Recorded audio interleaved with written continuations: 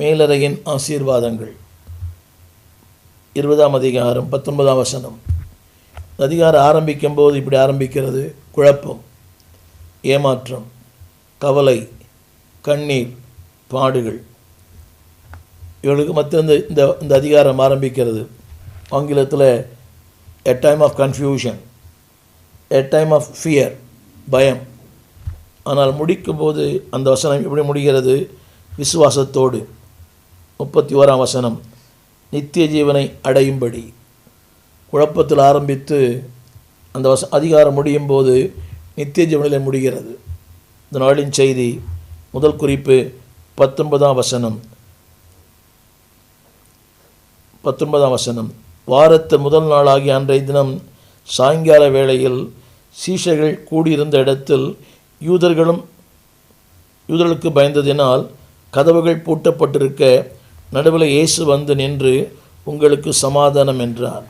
இது ஒரு மேலறை உங்களுக்கு நினைக்கிறேன். முதலாவது குறிப்பு, மேலறையின் முதல் அனுபவம், the presence of the risen Christ. அன்பானவர்களே, எப்பொழுதெல்லாம் நீங்கள் தேவ சமூகத்துக்கு போகிறீங்களோ, எப்பெல்லாம் முழங்கால் படிக்கிறீர்களோ, அப்பெல்லாம் you can feel, you can see the resurrection Christ. உயிர்த்தெழுந்த ஆண்டவருடைய பிரசன்னம் உணரலாம். The presence of the resurrection Christ.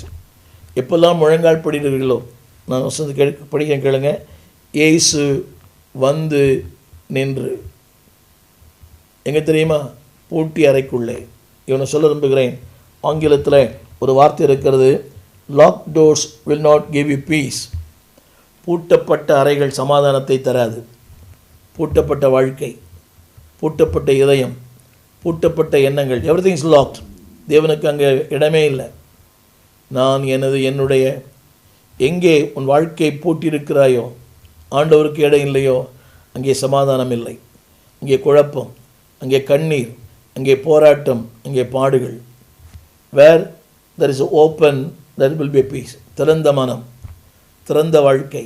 இங்கே நிறைய பேருக்கு திறந்த மனமே இல்லையே.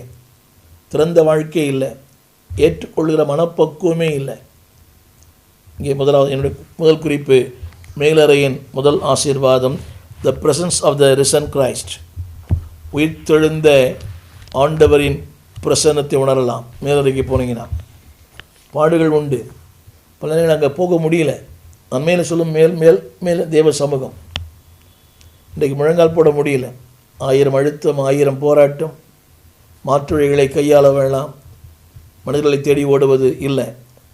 எல்லா நேரங்களிலும் அன்பானவர்களே,